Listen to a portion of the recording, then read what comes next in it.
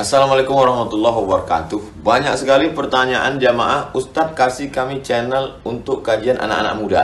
Di antara anak muda berasal dari Aceh, luar biasa. Channelnya Maulizul Akbar Nak. Tonton, subscribe, like, share, komen. Assalamualaikum warahmatullahi wabarakatuh.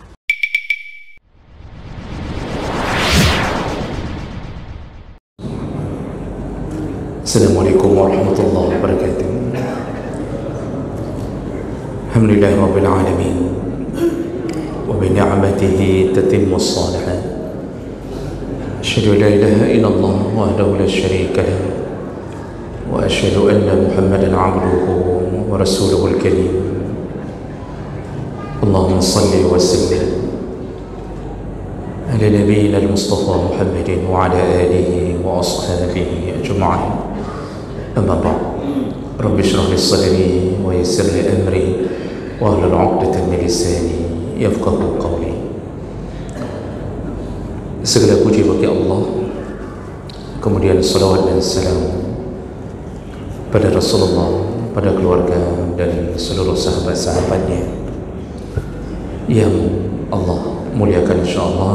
Jamaah salat maghrib dan isya, bapak-bapak dan ibu-ibu yang senantiasa istiqamah menuntut ilmu, melaksanakan ketaatan, dan semoga Allah SWT mencatat di dalam banyak kebaikan insyaAllah. Bapak Ibu yang Allah muliakan, kita masih membahas tentang fadilah melaksanakan ibadah-ibadah yang sunnah, dan ini menjadi judul terakhir dalam bab ini. Malam ini kita bahas fadilah yang terakhir di dalam bab apa saja kemuliaan yang didapatkan bagi mereka yang senantiasa menegakkan ibadah-ibadah sunnah di luar yang wajib. Di pertemuan kita yang lalu, kita sudah membahas di antara kemuliaan, keutamaan orang yang sering melakukan ibadah sunnah di luar yang wajib, yaitu banyaknya kesempatan untuk digugurkan dosa. Jadi banyak ibadah sunnah yang dijanjikan sebagai penggugur dosa. Kita sudah bacakan hadis-hadis tentang macam ragam ibadah sunnah penggugur dosa, ya, seperti puasa Arafah, puasa Ashura, kemudian orang-orang yang senantiasa berzikir setelah solatnya 33 kali subhanallah, alhamdulillah, Allahu Akbar. Dia tutup kali yang ke-100 dengan la ilaha illallah dan seterusnya. Maka Nabi menjanjikan digugurkan dosa-dosanya walaupun sebanyak buih di lautan. Begitu janji-janji Allah dan Nabi SAW. Makanya orang yang sering melakukan ibadah sunnah insyaAllah akan mengurangi dosa-dosa yang pernah dilakukan. Dan kalau itu diiringi dengan taubatan nasuha, maka yang berguguran bukan hanya dosa kecilnya, tetapi bersamaan dengan dosa-dosa besarnya. At-taibu minaz zambi kaman la zambalah. Orang yang betul-betul taubat, diterima taubatnya, maka dia menghadapi Allah nanti bagaikan orang yang tidak membawa dosa sama sekali. Baik, kita lanjutkan berikutnya, fadilah yang ke-6 dan yang terakhir dalam bab ini.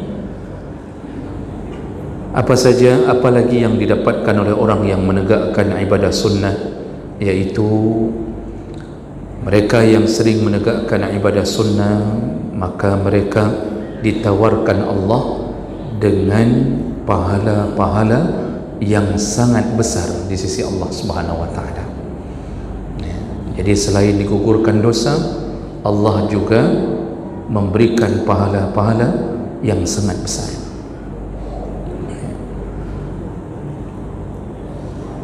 Jadi konsep memberi pahala itu Allah sendiri yang melakukan dan menawarkan. Jadi kita butuh pahala. Kalau Bapak Ibu pernah mendengarkan kalimat yang mungkin sering keluar dari ahli sufi, jadi ada satu yang dimasyhurkan, yaitu kisah Rabi'ah Al-Adawiyah yang kemudian mengucapkan kalimat bahwa, ya Allah, aku menyembahmu bukan karena takut terhadap nerakamu dan juga bukan karena berharap surgamu, ya, tapi aku menyembahmu hanya karena berharap ridhamu. Nah, jadi bahasa itu kesannya tak butuh surga dan juga tidak takut terhadap neraka, kan begitu ceritanya. Itu bahasa itu tidak bisa disalahkan kalau dihubungkan dengan hakikat. Jadi hakikatnya ini kan kita memang tidak masuk surga karena amal kita. Jadi bukan amal kita yang memasukkan kita ke surga. Jadi Nabi sendiri yang menegaskan, kata Rasulullah, la yudkhila ahadukum amaluhu al-jannah wa la yujiruhu minan nar. Amal kalian tidak akan bisa, atau seseorang tidak akan bisa masuk surga dengan amalnya, juga tidak akan bisa terhindar dari api neraka dengan amalnya. Nah, itu catatan dari Nabi itu. Amal tidak bisa memasukkan surga, juga tidak bisa menghindar dari api neraka. Wala ana, begitu juga denganku, kata Rasulullah, amalku tidak bisa memasukkan aku ke surga dan juga tidak bisa menghindarkanku dari api neraka. Jadi kalau begitu, apa dia yang bisa menyebabkan masuk surga dan terhindar dari api neraka? Yaitu illa birahmatim minallah. Yang bisa memutuskan itu adalah rahmatnya Allah. Nah, jadi sebenarnya secara hakikat ya benar begitu, bahwa kita ini melakukan amal, dan amal itu bukan penyebab kita masuk surga, tapi amal itu untuk menjadi jembatan ridha Allah. Kalau Allah sudah ridha itulah yang menyebabkan Allah memvonis kita bisa masuk surga. Ya, itu hakikatnya memang begitu. Kenapa amal tidak bisa memasukkan ke surga? Bagaimana kita bisa membeli surga? Dengan datangnya kita ke masjid, lalu kita salat di hadapan Allah, satu rakaat pertama khusyuk, rakaat kedua tak khusyuk. Bagaimana bisa kita masuk surga dengan pahala Ramadan kita yang mungkin 15 hari pertama bersemangat untuk menjalankan semua ibadah dalam Ramadan, 15 hari yang tersisa kita telah berada di serba 35.000. Bagaimana bisa kita masuk surga dengan pahala salat subuh kita yang ketika imam sudah bertakbir kita mata masih tertutup sebelah untuk menikmati sisa-sisa tidur kita?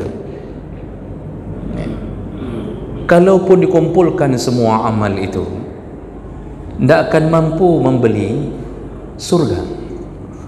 Dikumpulkan semua amal kita, tidak akan mampu membeli surga, karena surga itu terlalu indah dan tak layak dibeli dengan pahala. Kan saya pernah memberi analogi, kalau kita yang model PNS dengan gaji 4-5 juta lalu bermimpi untuk membeli rumah yang harganya 10M, yang ada kolam renang di rooftop, yang bisa bunuh diri langsung ke bawah, yang penuh dengan kenikmatan, yang punya 20 kamar dan 21 kamar mandi, Dan mungkin kita pasang lift, kita bermimpi beli rumah 10M, gaji 5 juta. Kalau 5 juta itu kita berikan nafkah untuk anak dan isteri, paling ada tersisa 500. Itu pun bagi yang bukan perokok. Kalau perokok mana ada sisanya?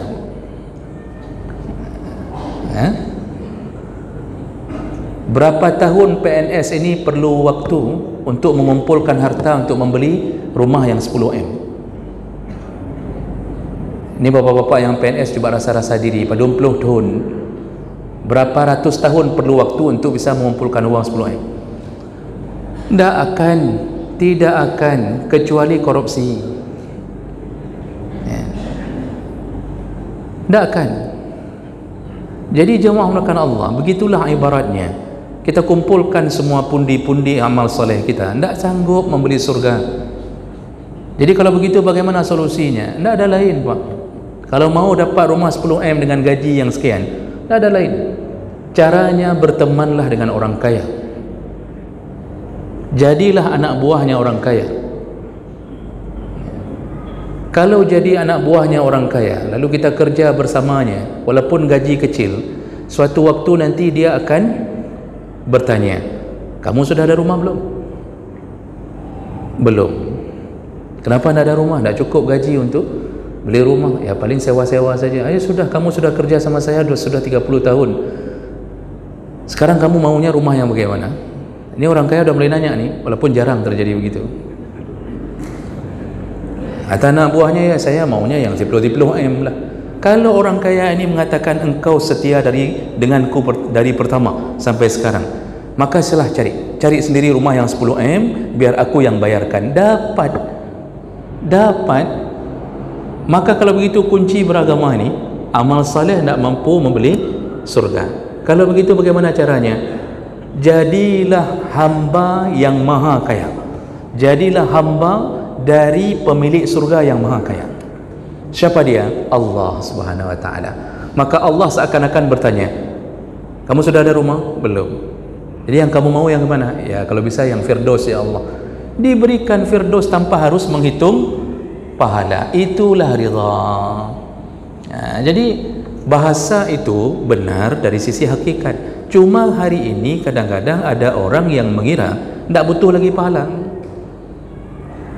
Padahal pahala menjadi jembatan ridha. Nah kalau begitu kita butuh pahala, dan semua skenario tentang pahala ini memang Allah yang buat. Makanya kan cukup banyak ayat-ayat dalam Al-Quran yang menawarkan pahala. Dalam surat Al-Kahfi ayat 2, apa yang Allah katakan? Qayyiman liyunzira ba'san syadidan min ladunhu wa yubashshiral mu'minin. Jadi Allah lebih dahulu mengatakan qayyiman liyunzira ba'san syadidan. Jadi agama ini adalah Al-Quran itu sebagai pembimbing yang lurus. Dia membimbing menuju ke jalan yang lurus, dan itu didapatkan dari sisi Allah Subhanahu wa taala. Wa yubashshiral mu'minin. Lalu Allah kabarkan berita gembira kepada semua orang mukmin yang beriman kepada Allah. Artinya beriman, dia percaya adanya surga, lalu dia mulai beramal untuk mendapatkan surga. Apa kata Allah? Apa kabar gembiranya? Alladzina ya'maluna as-salihat anna lahum ajran hasana. Orang-orang yang beramal saleh, Allah janjikan ajran hasana, pahala yang baik, pahala yang besar, pembalasan yang besar. Makanya Allah sendiri sudah bicara tentang pahala. Nabi-nabi ketika dakwah itu semua menawarkan pahala. Beramallah, maka engkau akan dapatkan ini, engkau dapatkan itu. Sahabat kalau bertanya, itu tanyaannya tentang bagaimana cara kami masuk surga, amal apa yang membuat kami bisa masuk surga. Dan surga adalah bahagian daripada harapan, dan itu bisa dilalui dengan pahala. Makanya Allah akan memberi tanda, memberi sebuah kutipan yang itu menjadi pagar bagi kita untuk berhitung-hitung tentang pahala dan dosa. Apa kata Allah? Wa may ya'mal misqala dzarratin khaira yarah. Kalau ada orang yang beramal sebesar biji zarrah, maka amal itu pasti akan diperlihatkan kembali untuknya. Jadi amal sebesar biji zarrah, biji sawi, kalau bahasa terjemahannya berbeda-beda ya, karena zarrah itu komponen terkecil apapun, tapi sering orang menerjemahkan dengan sebesar biji sawi ya. Sebesar biji sawi beramal, maka dia akan melihat pahalanya nanti. Wa may ya'mal misqala zarratin syarra, barang siapa yang beramal dengan amal yang buruk, yarah, maka Allah akan memperlihatkan dosanya. Itu menunjukkan semua amal kita dihargai dengan pahala. Raja mu'amlakan Allah Subhanahu wa ta'ala, kita ini perlu menghitung-hitung pahala dan perlu mengejar pahala. Oleh karena itu dilarang oleh Nabi meremehkan amal-amal kecil, karena bisa jadi amal kecil itu menjadi penyebab keridhaan Allah. Sampai Nabi mengatakan begini dalam hadis yang lain, la tahkiranna minal ma'rufi syai'an hatta walau an talqa akhaka biwajhin taliq. Jangan remehkan amal kecilmu, arti jangan buat engkau meninggalkannya. Jangan remehkan amal kecilmu. Kenapa? Sampai engkau merubah raut wajahmu ketika engkau berhadapan dengan saudaramu yang mukmin. Engkau rubah raut wajahmu untuk menyenangkan hatinya, maka itu pun ternyata menjadi pahala. Kita sedang susah, Pak, kan nampak wajah orang susah ya. Ini di sini wajah orang bahagia semua nih, Pak. Wajah orang susah itu nampak, Pak ya, dia karena semua perasaan hati itu terbawa ke wajah ya. Kita marah, wajah orang marah kita tahu. Kita sedih, wajah orang sedih kita tahu. Dari wajah itu menggambarkan. Makanya perempuan itu disuruh lamar, disuruh lihat wajah. Wajah itu aura hati. Perempuan pun kalau menerima lamaran, itu lihat dulu wajah, bukan dilihat warna kulit. Wajah itu aura kebaikan. Orang yang tak dekat dengan Allah wajahnya Pak gelap gulita. Tapi orang yang dekat dengan Allah, walaupun kulitnya hitam, wajahnya mempesona. Maka jangan kecil hati kalau kita dilahirkan dalam keadaan kulit hitam. Yang penting kita wajah mempesona sudah cukup. Untuk apa putih tapi dibenci orang? Nah, jadi jemaah melakukan Allah, merubah wajah saja jadi pahala. Dan itu nasihat Nabi, jangan remehkan. Maksudnya jangan tinggalkan amal itu. Apa dia? Rubahlah raut wajahmu kalau jumpa dengan sesama mukmin. Kita sedang susah nih. Tiba-tiba datang tagihan, datang WA, utang belum bayar. Kita mulai gundahan hati, lalu wajah itu mewakili hati. Ketika sedang susah, tiba-tiba datang ketukan pintu rumah. Wajah yang susah itu kita paksakan untuk kita rubah dengan senyuman, hanya membahagiakan tamu yang datang. Tamu itu sampai tidak tahu kita sedang susah. Merubah wajah saja pahala. Bapak ibu waktu datang ke masjid itu macam-macam Pak wajahnya pas belum masuk itu. Karena ada yang diterpa angin, apalagi yang datang waktu duhur, Pak, dengan panas yang luar biasa, itu kan berkerut. Betul ya, berkerut ya. Mengkerut lagi sedikit lagi. Cemburut begitu kan, Pak. Begitu sudah parkir, langsung ada teman yang parkir di samping. Langsung dia begitu saling lihat, dia paksakan senyum padahal sama-sama di bawah terik matahari. Assalamualaikum. Padahal dia sedang menghadapi sesuatu yang membuat dia tidak layak untuk tersenyum di saat itu. Merubah wajah demi membahagiakan mukmin, itu pun disuruh pelihara oleh Nabi sallallahu alaihi wasallam. Kalau begitu kita memang disuruh harap pahala.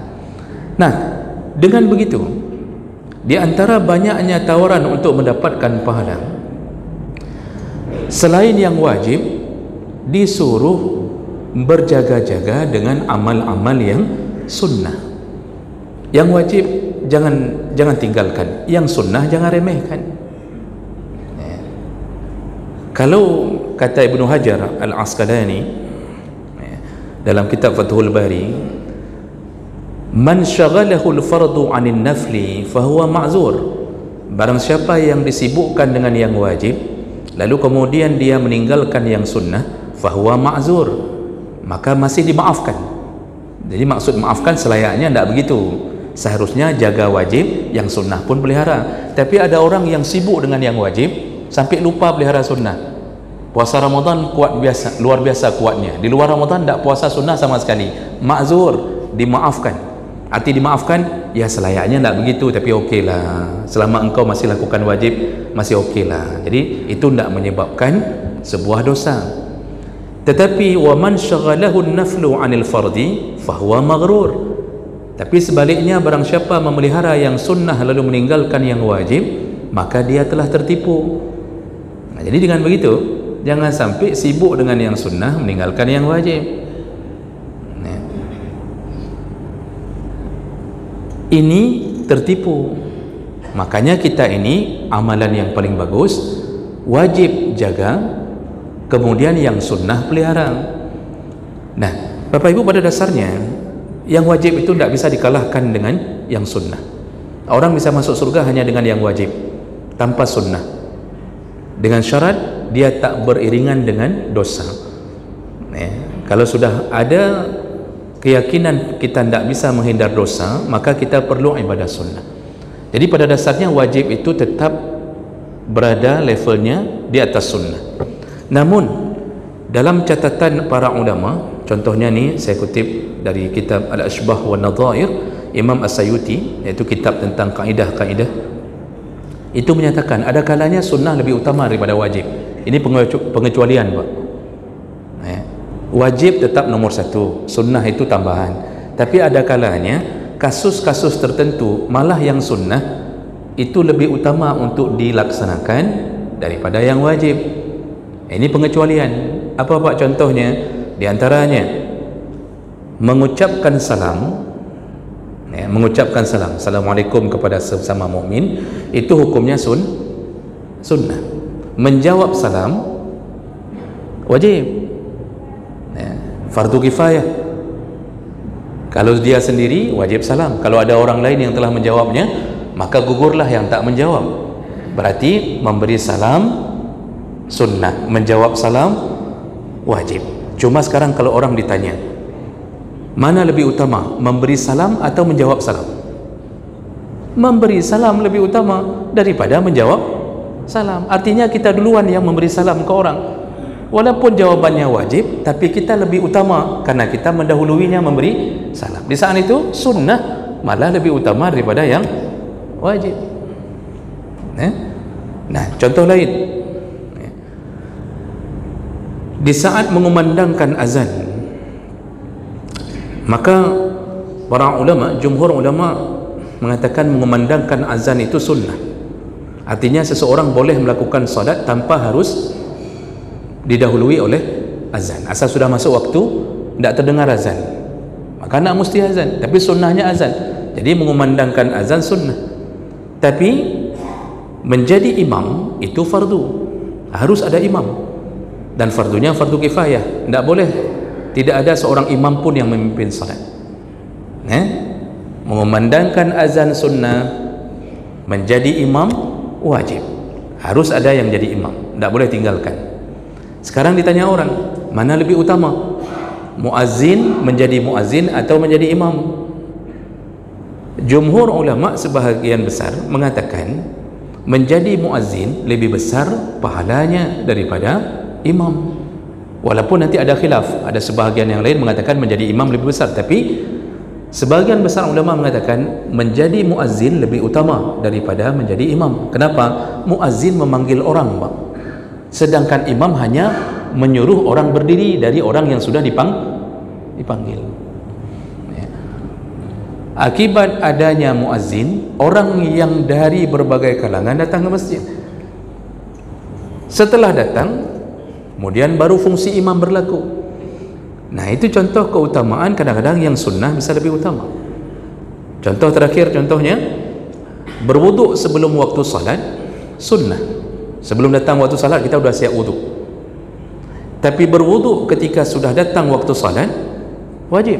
Kalau tidak, ada asal salatnya. Tapi ditanya orang, mana lebih utama? Berwuduk sebelum datang waktu salat, artinya kita sudah siap-siap ni, 15 minit lagi mau salat, kita sudah siap-siap berwuduk, padahal belum datang waktu. Itu sunnah. Mana lebih utama, berwuduk sebelum datang waktu salat atau berwuduk ketika sudah masuk waktu salat? Semua mengatakan berwuduk sebelum datang waktu salat lebih utama demi mempersiapkan datangnya waktu salat. Di saat itu yang sunnah malah lebih diutamakan daripada yang wajib. Jadi secara umum wajib itu lebih utama daripada yang sunnah. Tapi kasus-kasus tertentu, dan ini banyak apa kasusnya, pengecualiannya lumayan banyak. Tapi ini nanti harus paham tentang usul fiqh dan kaedah-kaedah fikih, baru orang bisa masuk ke ranah itu untuk mengetahui mana bagian-bagian tertentu. Nah, dengan demikian jemaah melakukan Allah, jangan remehkan yang sunnah. Sunnah itu juga menuai pahala. Saking hebatnya Pak, maka kita lihat hadis-hadis, Masya Allah, pahala melakukan sunnah Pak, kalau bahasa sekarang itu gebiar pahala. Contohnya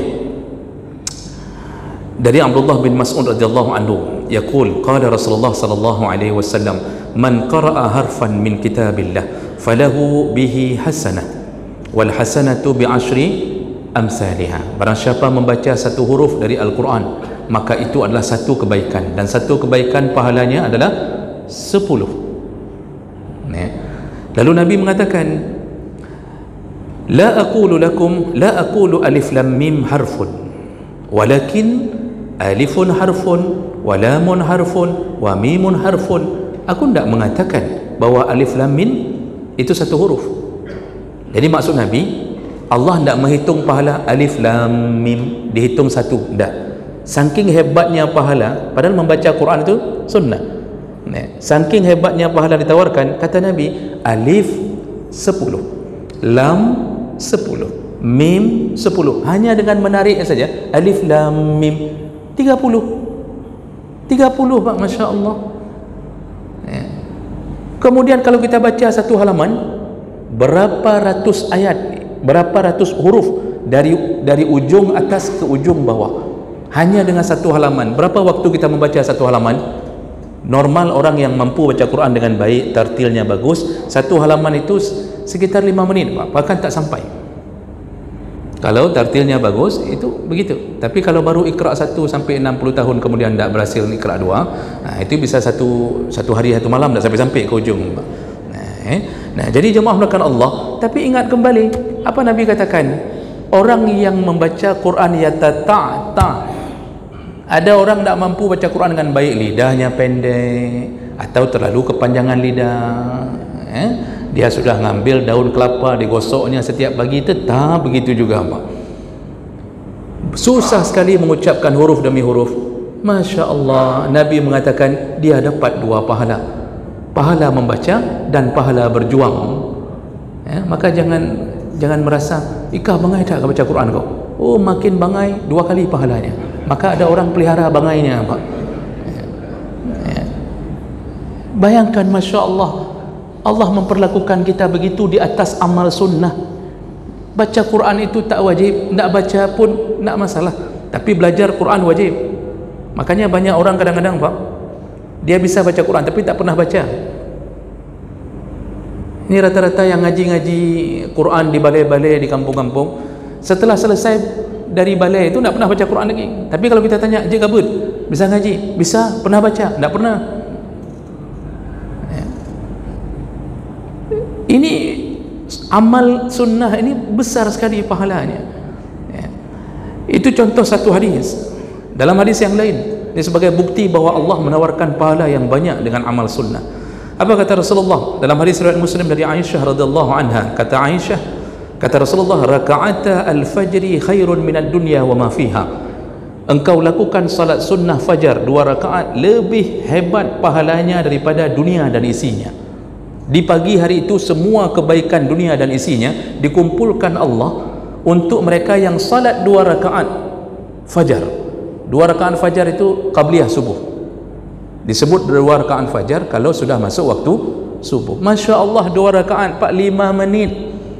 5 menit. Khusyuk sekalipun tak sampai 10 menit.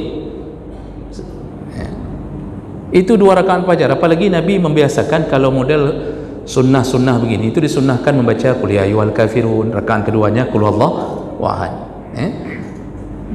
Singkat, padat, tapi pahalanya seluruh kebaikan dunia dan isinya di subuh hari itu dikumpulkan, Allah diberikan kepada mereka yang salat hanya 2 rakaat.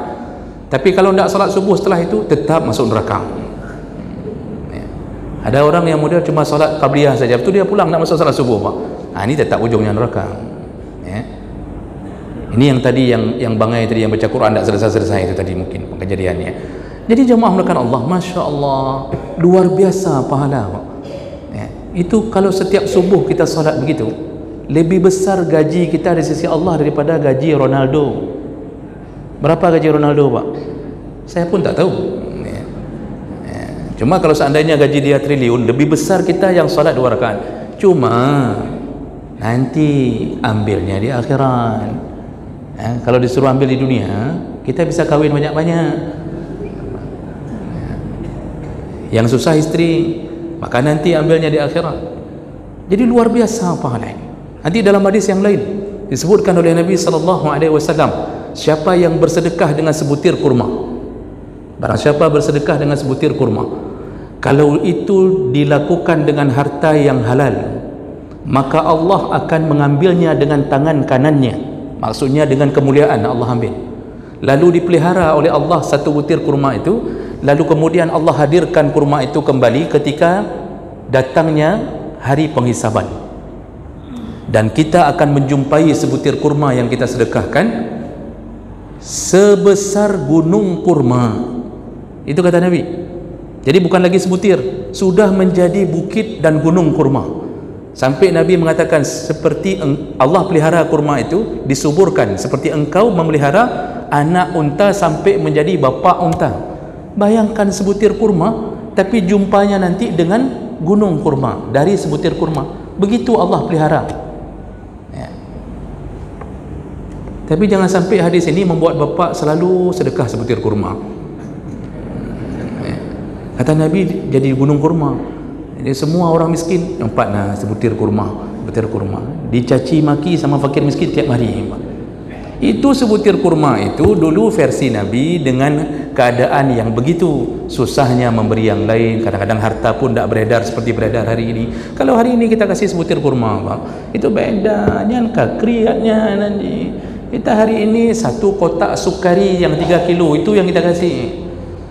Jadi jemaah melakukan Allah, lihat bagaimana amal sunnah dipelihara Allah Subhanahu wa taala ketika kita melakukannya di dunia.